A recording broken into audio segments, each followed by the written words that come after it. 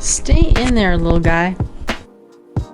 In today's Q&A, Frank writes, I'm a born-again Christian, I love sports, and I gamble on sports games. I don't bet a lot, and I do so more to see if I can beat the sportsbook, not to make money. More like a hobby to make watching the game more interesting. Is this wrong? So today on Ask a Christian, is gambling a sin? What about hobby bets like Frank's? What does the Bible say? Let's do this. Of course, we'll get to my answer in just a second, but I would love to know what you think. Has your opinion of gambling changed as you've grown as a Christian, or is it the same you grew up with? What is it? You can share in the comment section below. Hi, I'm Amy with Ask a Christian. This channel is dedicated to authentic discussion about following Jesus and what life looks like as a Christian. If you would like to support us, there's a couple ways to do so. I'll give you more info in the description section. And if you would like to ask your own question of me, you can reach me at askachristianfriend@gmail.com. Back to your question, Frank. As somebody who really enjoys the people reading and the probability aspect of card games, I am no stranger to interest in the big gamble. My husband and I occasionally play a hand to see who has to go out late at night and feed the cat. And I personally refrain from cash bets for reasons I'll outline in a minute, but I just want you to know I am with you. It's totally fun, and I get where you're coming from. The questions you guys ask are always so nuanced, and the answer to is gambling a sin, especially in your case, Frank, is no, not necessarily, but possibly, and with the chance of a really, really low floor if things go poorly. As you probably know, there are Christian leaders who would say across the board, no gambling, it's always a sin with these games of chance. But there is not a whole lot in the Bible, and specifically not a lot that would condemn it. There's casting lots and a few things like that in the Bible, but for the most part, we are focusing on Bible principles to figure out this answer. Proverbs 28:20 gives us a biblical principle of financial wisdom. It says, a faithful person will be richly blessed, but one eager to get rich will not go unpunished. Again, it doesn't seem like Frank or anybody else who is putting pennies in slots or quarters on sports bets is really trying to get rich quick. So in this case, we have to ask ourselves, if it's not truly a sin, does that mean that it's wise or healthy?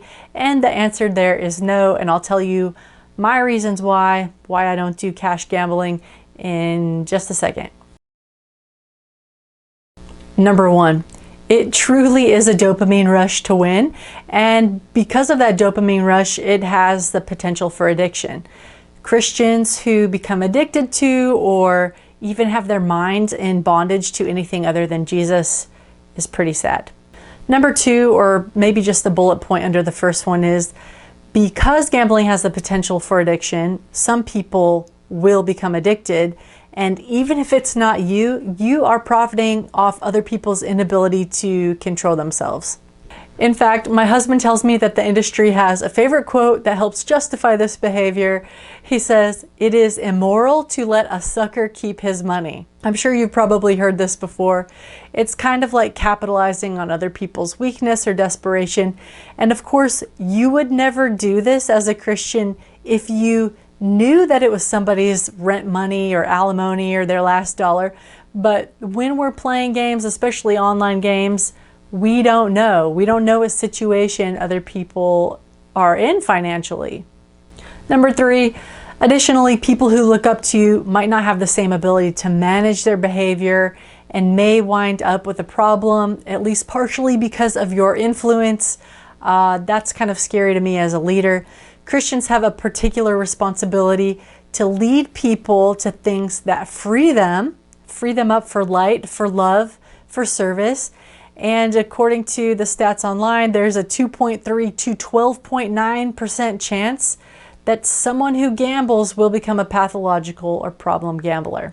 And that kind of over 10% risk is pretty concerning to me. Number four, some gambling operations, and especially online ones, can become a cover for other illegal practices like money laundering. They can also put you at personal risk for identity theft.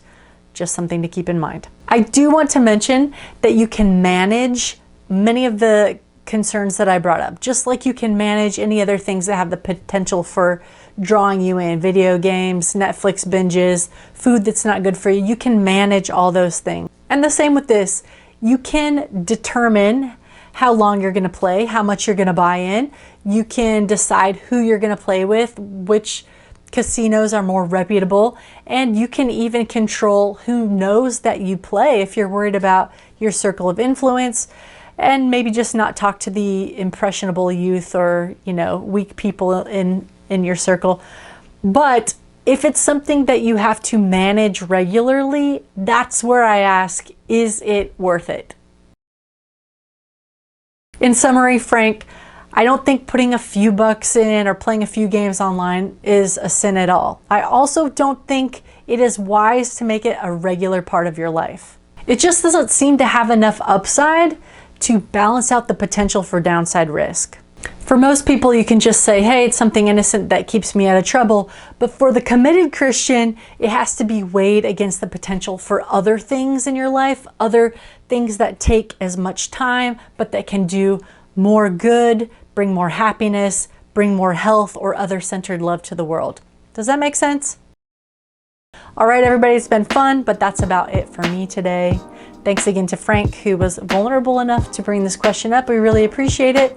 Next up on Ask a Christian, a guest who challenged me by asking me to give him one compelling reason to believe in God. I am wishing you joy and peace for your journey, wherever it leads you. Thanks, and see you next time. Bye for now.